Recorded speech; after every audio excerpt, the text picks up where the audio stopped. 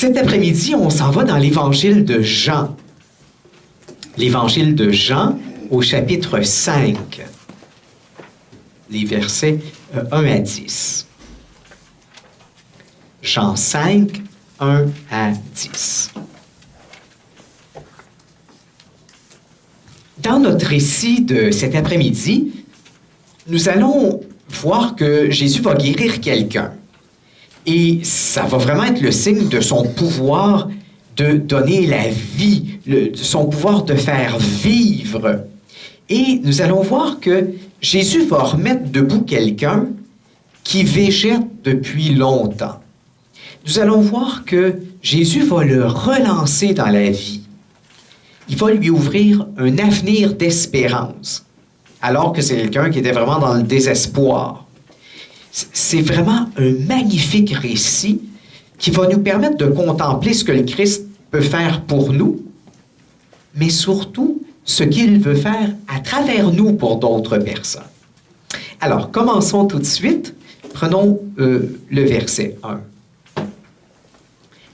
Après cela, et à l'occasion d'une fête juive, Jésus monta à Jérusalem. Ce premier verset, il fait simplement nous situer les choses. On voit où on est, hein, et on situe géographiquement, puis on situe les choses aussi dans le temps. C'est à l'occasion d'une fête.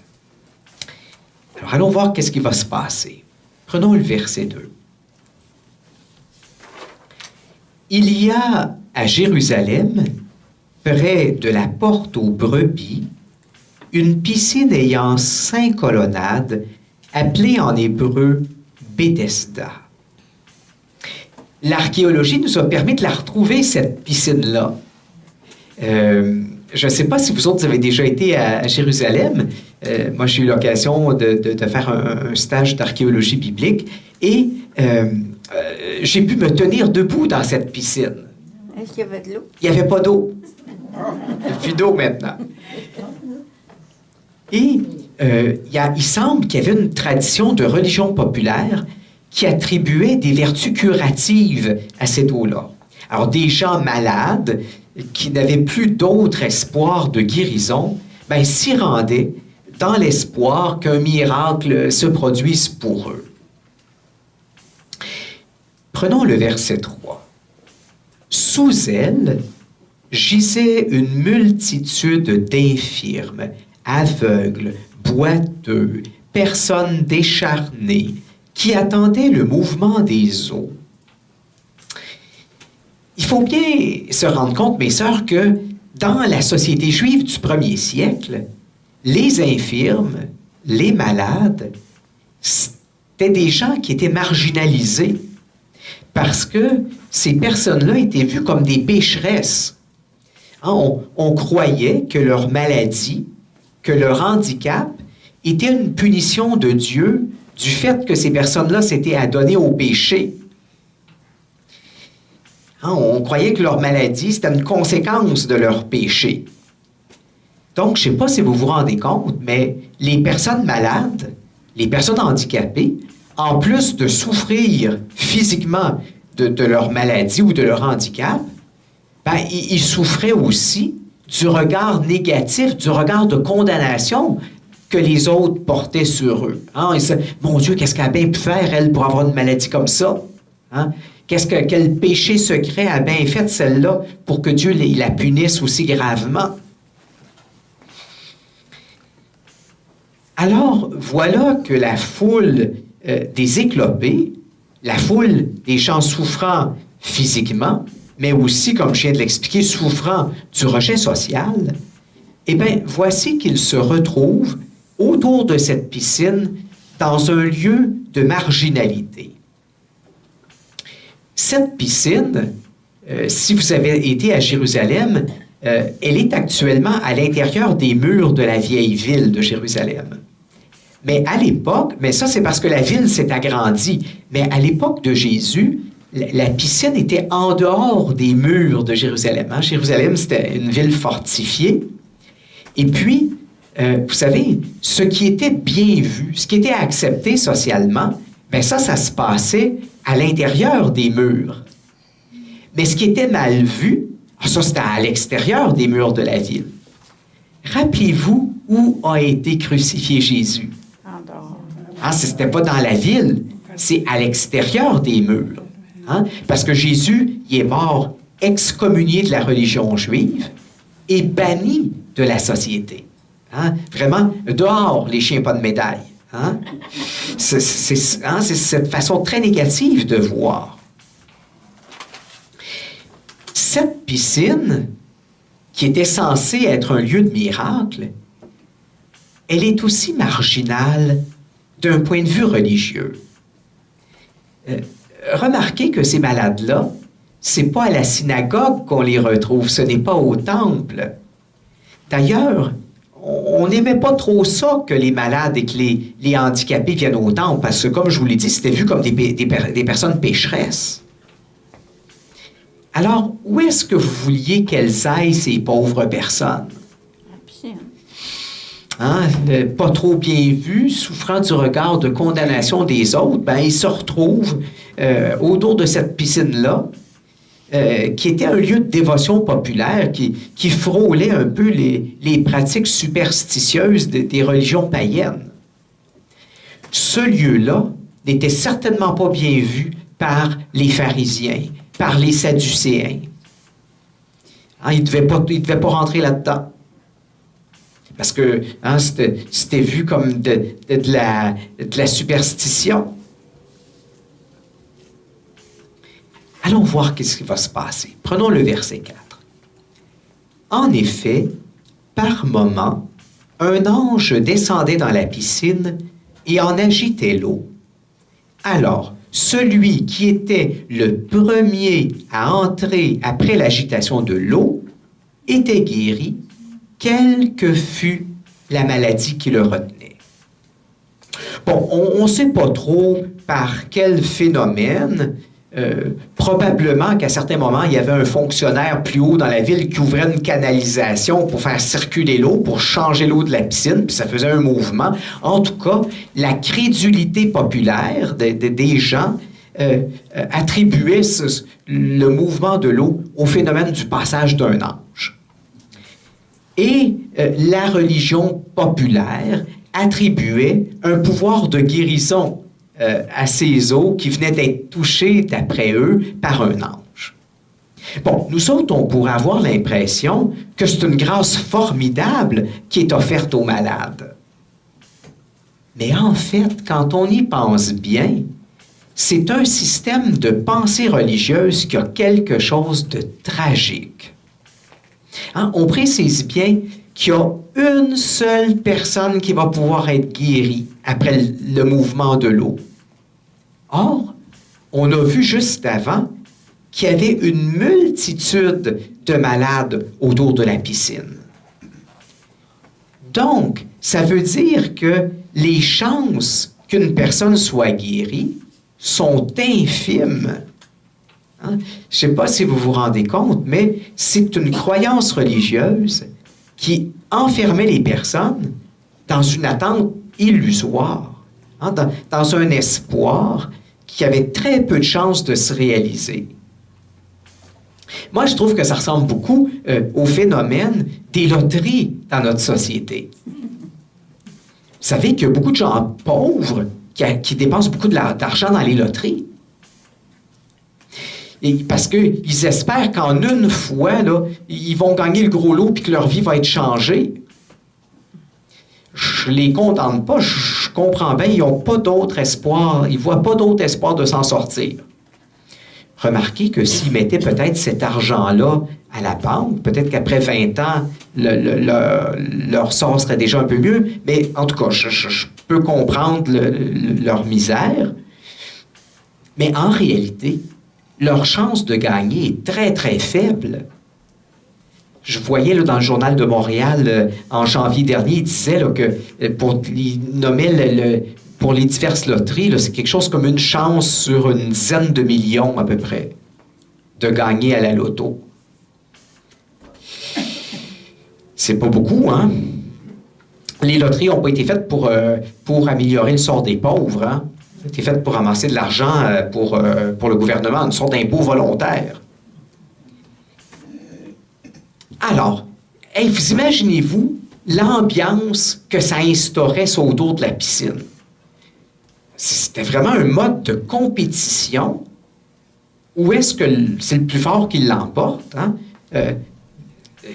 Imaginez que quand on dit que c'est la première qui va être jetée à l'eau, qui va être guérie, les gens, là, ça ne devait pas se regarder puis se dire, là, moi, là, il faut, là, quand la prochaine fois que l'eau va bouger, il faut que elle, je la pousse, puis que lui, je le pousse pour arriver à être le premier dans l'eau.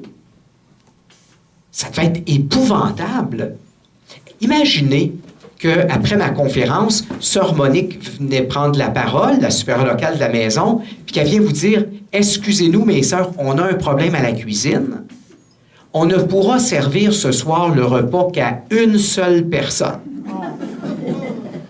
Bon, ici, comme vous êtes toutes des saintes, puis qu'il y a énormément d'amour, ça ne poserait aucun problème. Hein?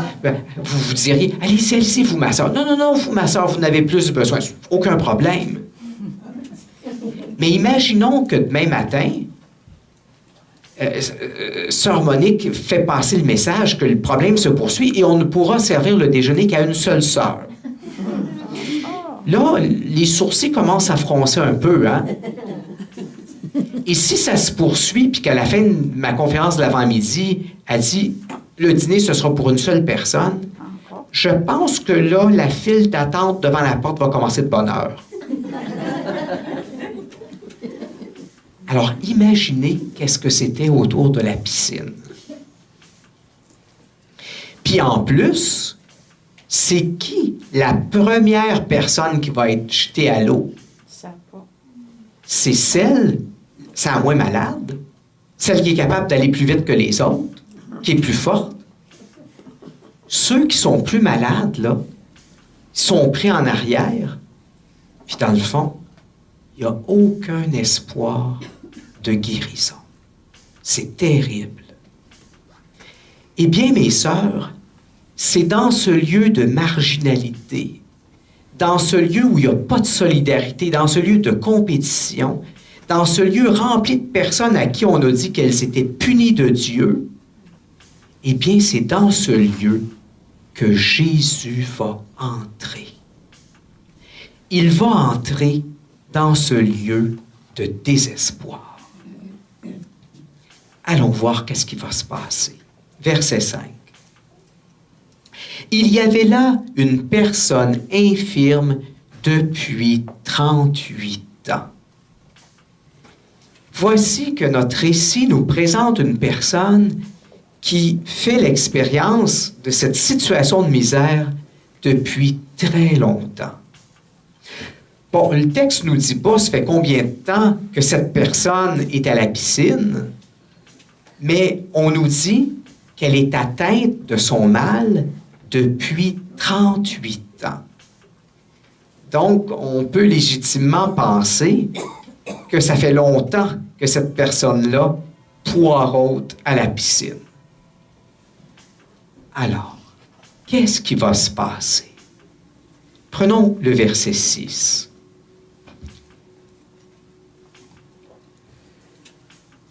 Jésus, le voyant écrasé et comprenant qu'il était dans cet état depuis longtemps déjà, lui dit, « Veux-tu être guéri? »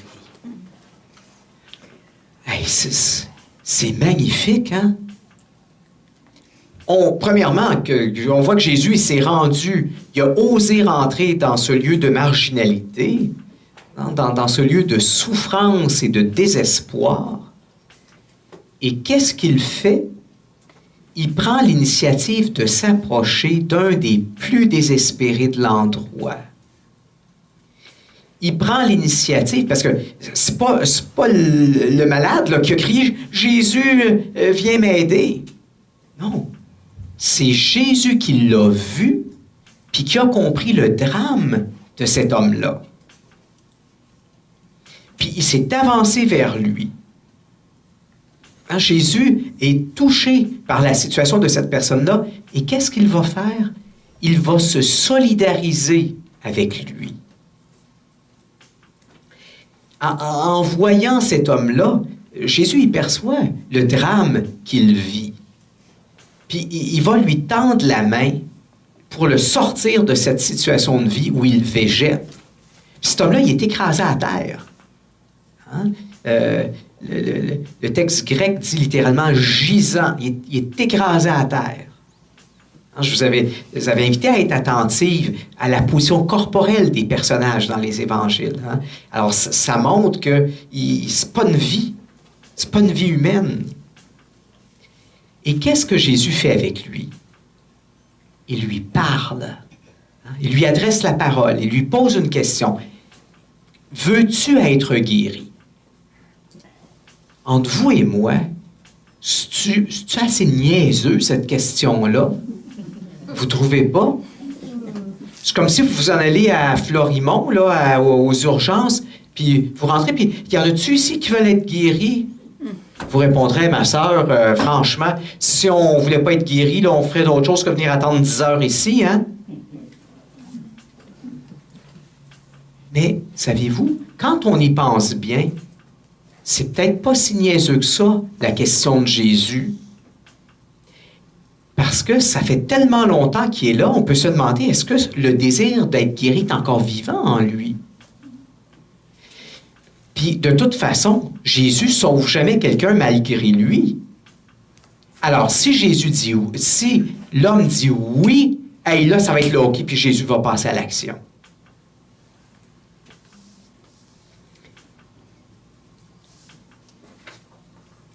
Prenons le verset 7.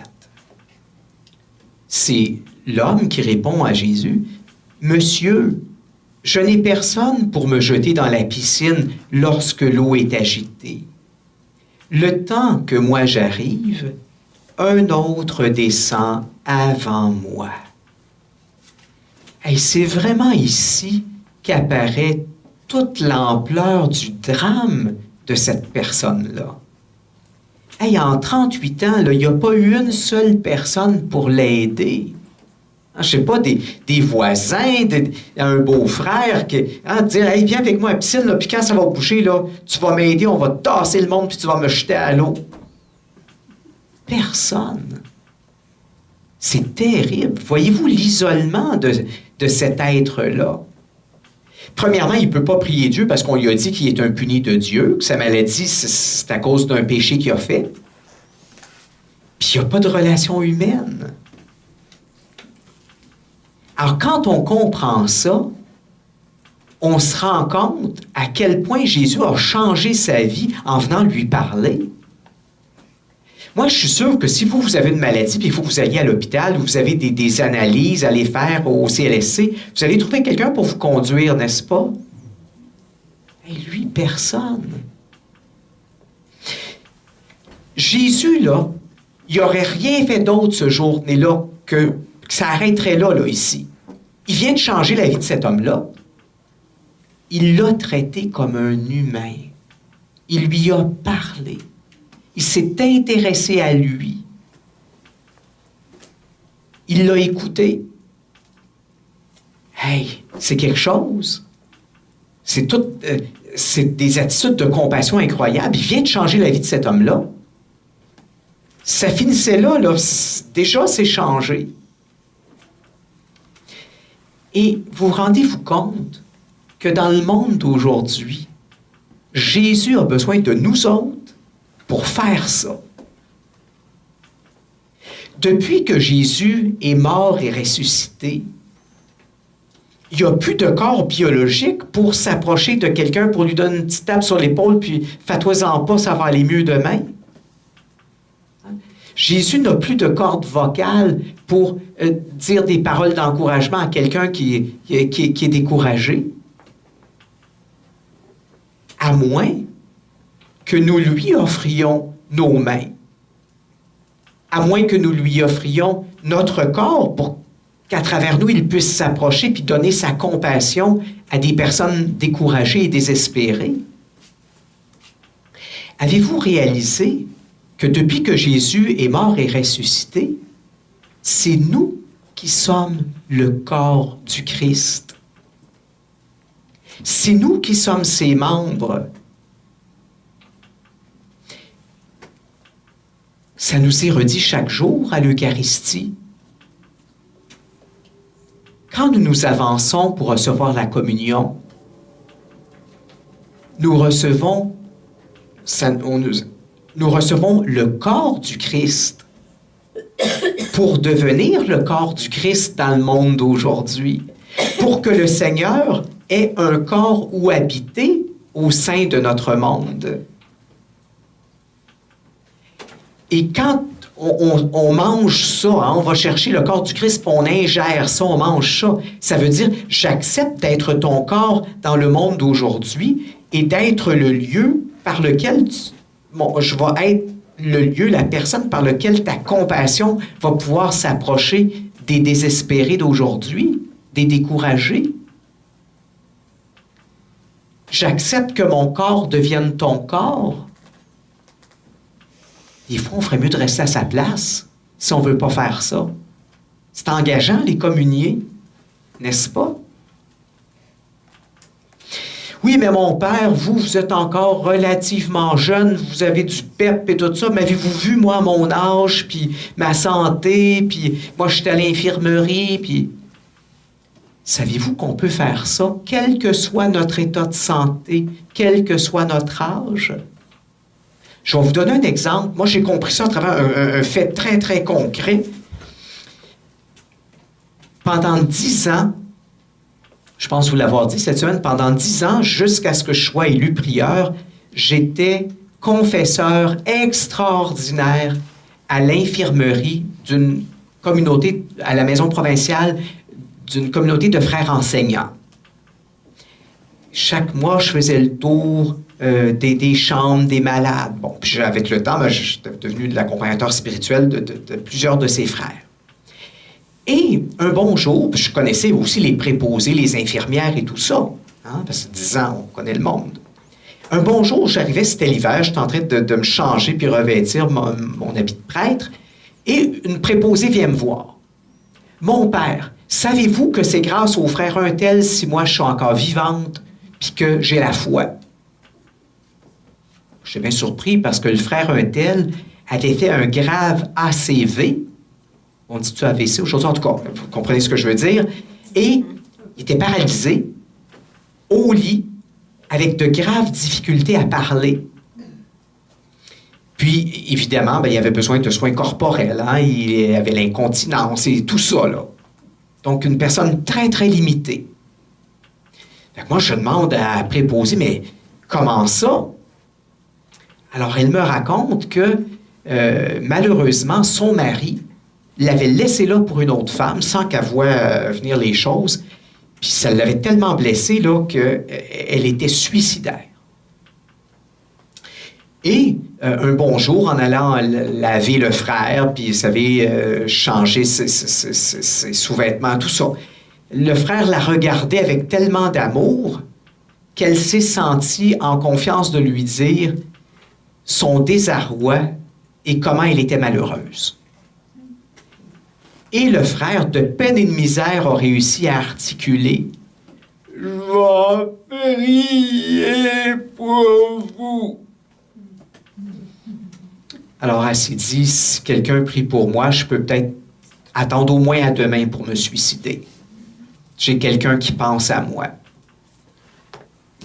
Alors le lendemain, hein, va laver le frère et tout ça, puis il la regardait, puis hein, puis elle lui racontait ses misères, puis lui, le frère, qui disait « Je vais prier pour vous. »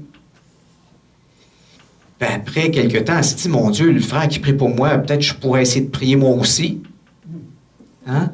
Puis un bon jour, elle se risque d'aller à la messe. Puis bon, puis de fil en aiguille, elle a retrouvé la foi, puis le goût de vivre. Ben, ce frère-là, il a été le corps du Christ pour cette femme-là. C'est à travers lui, malgré toutes ses limites, qui a été la présence de la compassion de Jésus pour elle. Une femme assez jeune, vous savez. Puis elle était toute heureuse de venir me partager ça, que le frère un tel lui avait sauvé la vie et communiqué la vie de la foi. Alors, si le frère un tel était capable de faire ça, vous imaginez-vous ce que vous autres, vous pouvez faire? Le Seigneur, il attend ça de nous autres. Hein? Alors, qu'est-ce qu'il va faire Jésus avec cet homme-là? Verset 8. Jésus lui dit, « Lève-toi, prends ton grabat et marche. » Et aussitôt, verset 9, l'homme fut guéri, il prit son grabat et il marchait.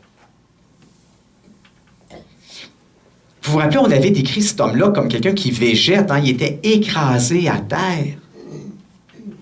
Alors, qu'est-ce que Jésus va faire? Il lui donne l'ordre de se lever.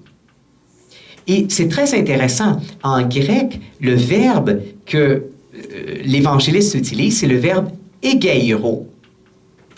C'est pas grave si vous ne connaissez pas le grec. Hein? Si on va voir dans un dictionnaire grec-français, qu'est-ce que ça veut dire, égeiro?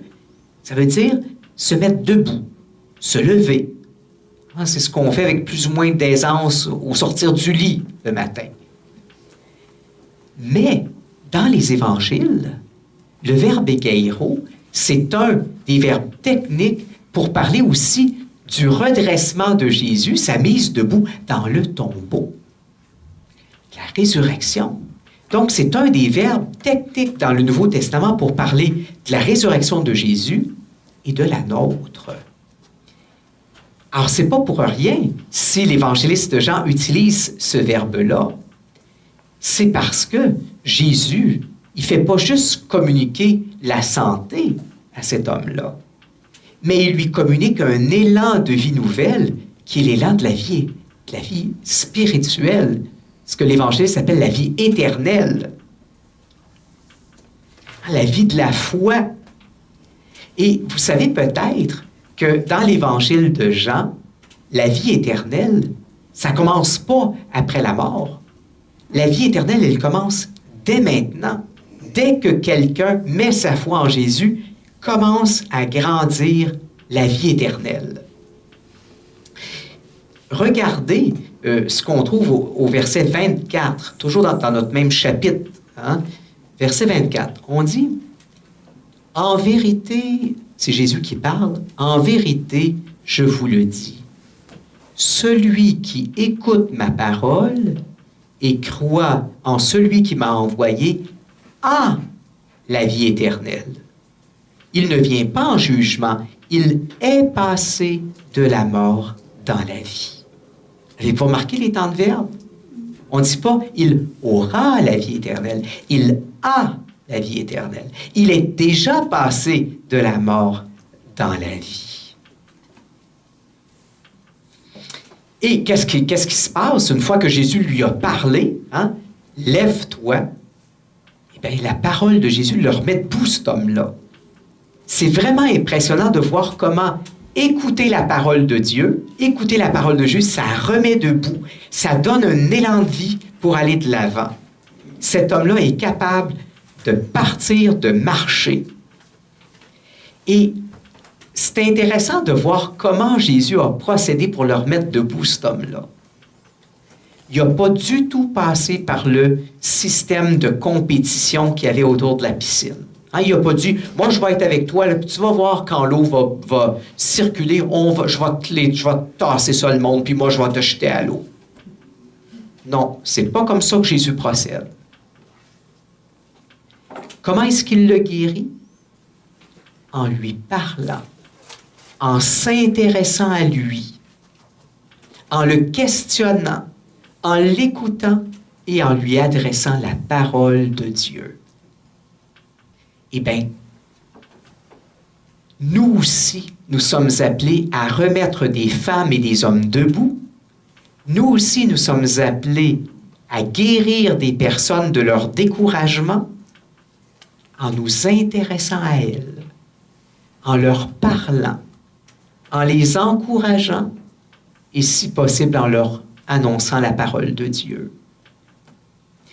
Et ça, là, vous savez que vous pouvez faire ça même dans la maison, hein? Quand une sœur reçoit un diagnostic d'une maladie grave, là, qui pourrait mener à la mort, ça peut faire du bien, hein, d'être écouté, d'être encouragé, d'être accompagné.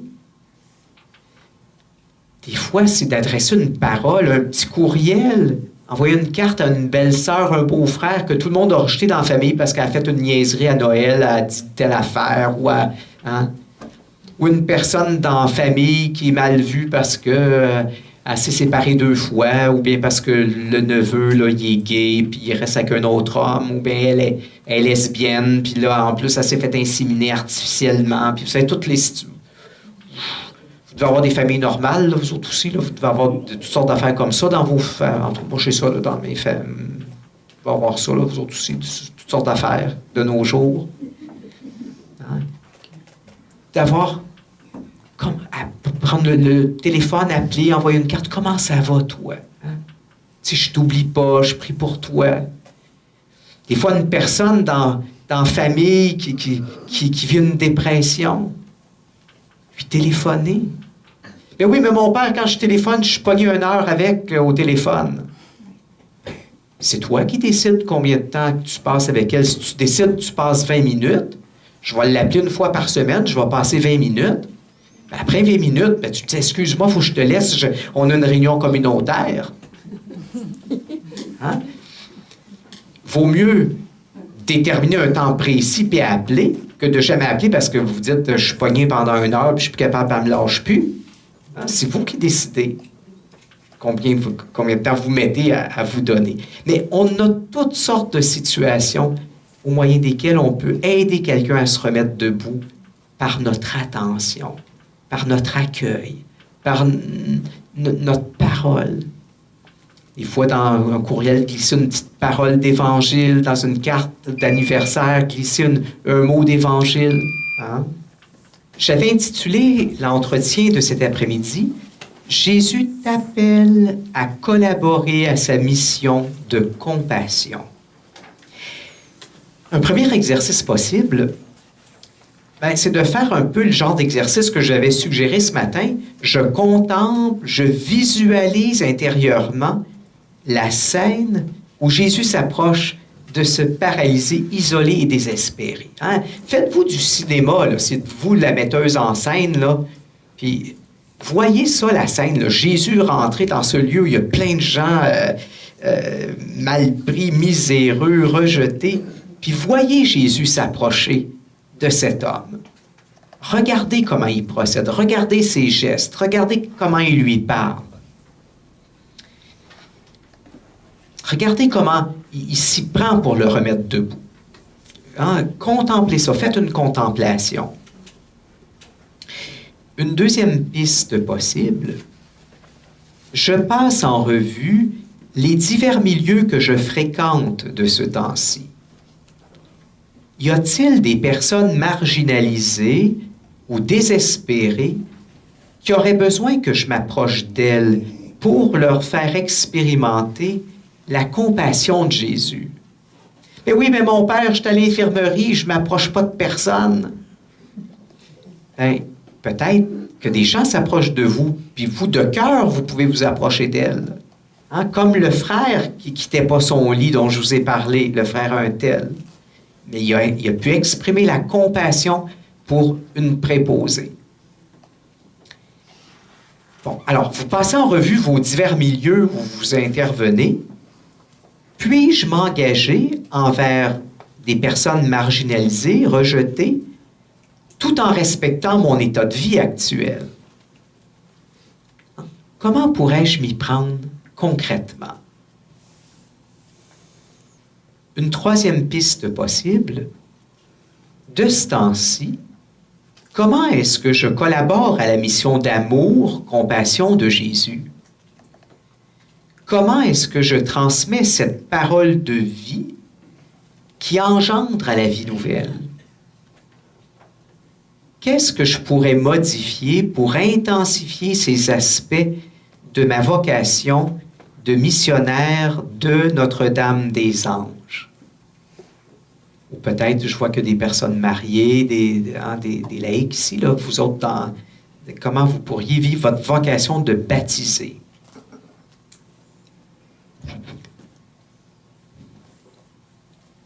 Une quatrième piste possible, dans une démarche de prière, je m'offre au Seigneur. Hein, puis, un peu comme le me voici là, que je vous ai fait pratiquer au début de la semaine, que vous continuez peut-être. Donc, je m'offre au Seigneur, puis je lui exprime que je suis disposé à être un instrument de son amour, que j'accepte d'être son corps dans le monde d'aujourd'hui et d'être sa compassion pour les personnes qui en ont le plus besoin.